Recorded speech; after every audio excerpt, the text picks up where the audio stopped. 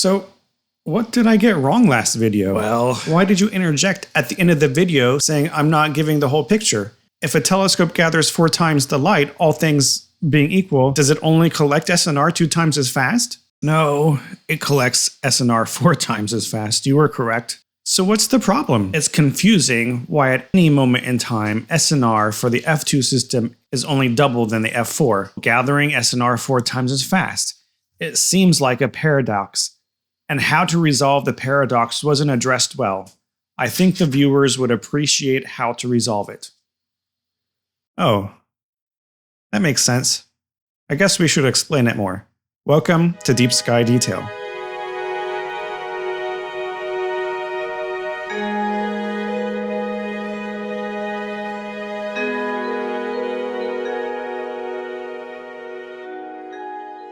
Last video, we talked about how some people on forums and other places are claiming that a telescope gathering 4 times as much signal as another telescope only increases the speed by 2 because of the way that SNR works. I just want to make this clear.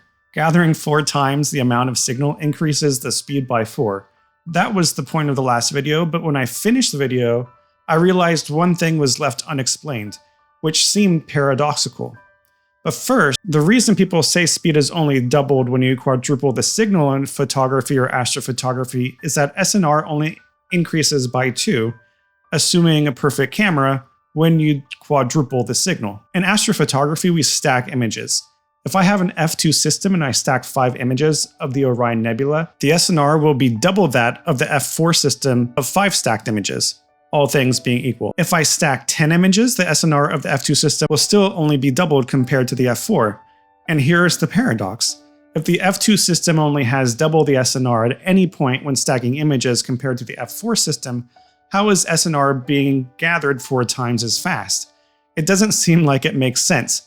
The simple answer is this. To double SNR, you need to quadruple imaging time. This was briefly mentioned in the last video, but that's unsatisfying. I think people might want a more in-depth answer.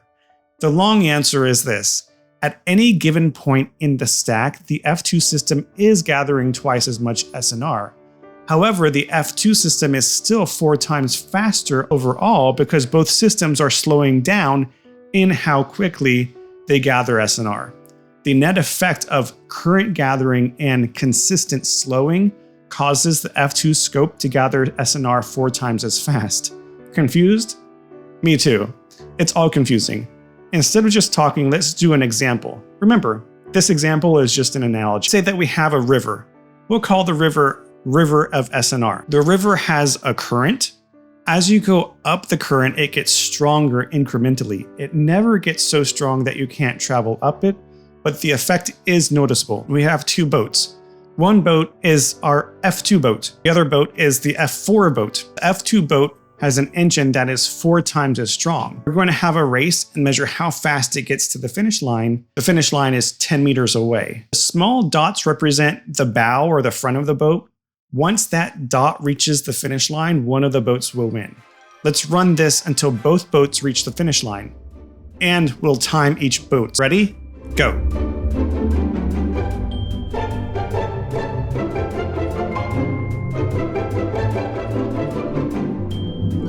Look, the F2 boat got across in about 2 seconds. That averages out to 5 meters per second.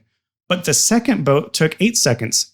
That's only 1.25 meters per second. That means that at any point during this race, the F2 boat was traveling 4 times as fast.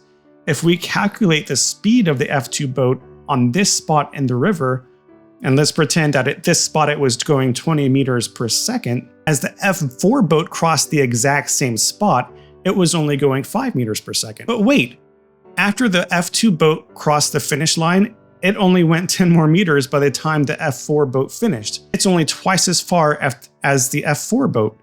Does that mean the average speed is only 2.5 meters per second?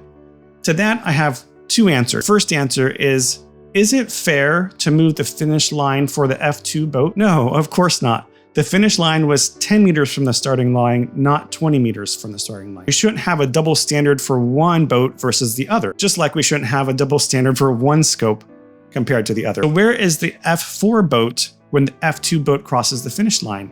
At 2 seconds into the race, it still has half the race to complete.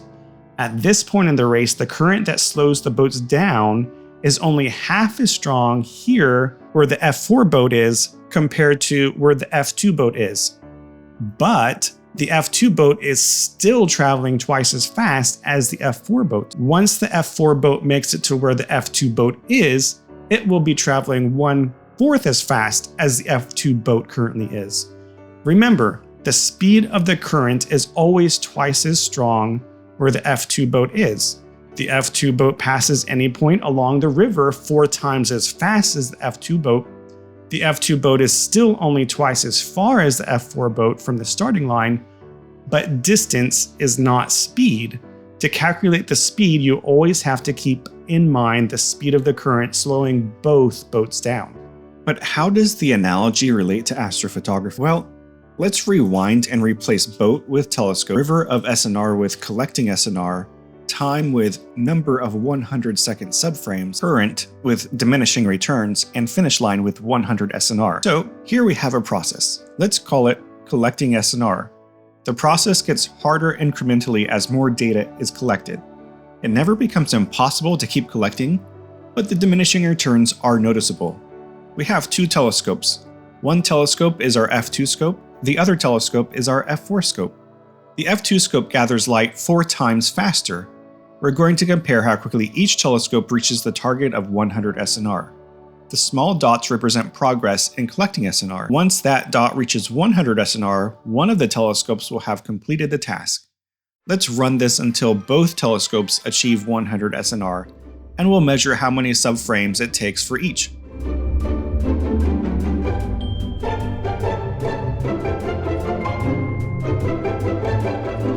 Look, the F2 telescope reaches 100 SNR after about 200 subframes. That averages out to 0.5 SNR per subframe. But the F4 telescope took 800 subframes. That's only 0.125 SNR per subframe. That means that at any point during the process, the F2 telescope was collecting SNR 4 times faster. If we calculate the SNR collection rate for the F2 telescope at this point, let's pretend it was collecting 8 SNR per subframe here, then as the F4 telescope collected data at the exact same point, it was only collecting 2 SNR per subframe. But wait, after the F2 telescope reached 100 SNR, it only gained an additional 100 SNR by the time the F4 telescope reached the same target. That's only twice the additional SNR as the F4 scope. Does that mean its effective SNR speed is only 0.25 SNR per subframe? To that, I have 2 answers. 1. Is it fair to change the target SNR for the F2 scope? No, of course not. The goal was always 100 SNR. We shouldn't have a double standard for one telescope versus the other.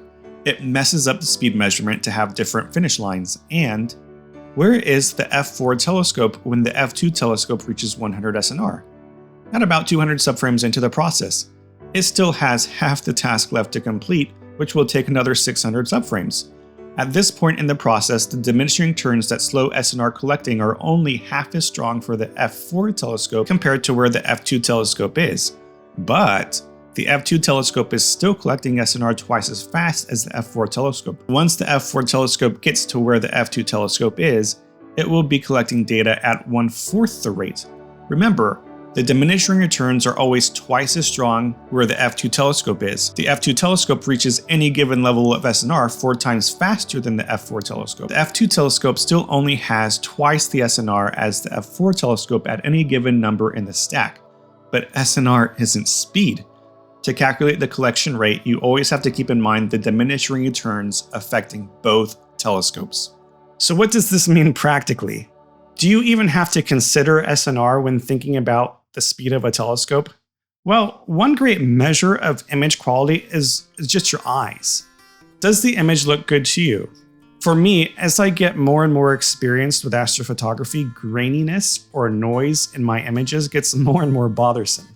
I tend to take more time on targets to try to make the faint details blend in naturally with the sky background. I only like to use noise reduction to smooth out the background because noise reduction, and I'm going to say something controversial here, and maybe I'll devote a quick video to it sometime, but to me, noise reduction reduces SNR. A high SNR image should have very little noise. Applying noise reduction to a low SNR image doesn't actually improve SNR, In fact, you could argue that it worsens it because it gets rid of detail. So basically, if for example, I'm shooting a galaxy and I want the spiral arms to blend into the background, there is a point after I've gathered enough data where it just does blend in. But quadrupling the photons per second of the system, like doubling my aperture with the same focal length, all things being equal, would actually cut the imaging time needed for the galaxy to blend into the background in a quarter. It's really powerful. What's crazy is that that very faint part of the spiral arm that blends into the background would have the same SNR in the faster system as the slower system. And the faster system is taking only 25% of the time as the slower system. So doubling SNR really is quadrupling your speed. And the reason I made this video is that I don't want people coming into the hobby to make the wrong decision and discount the power of cutting your F ratio in half or binning. Saying that doubling SNR only doubles speed is just wrong. It can make people think that their f10 scope is faster than it really is. It's not half as fast as an f5 scope, it's a quarter as fast. Don't get me wrong, there's nothing wrong with the f10 scope, but it might create unrealistic expectations about how quickly you can get a good SNR image with that scope, and that could lead to frustration. If you like this video, consider subscribing if you haven't. Also take a look at these videos on SNR, they're also interesting. Thanks for watching.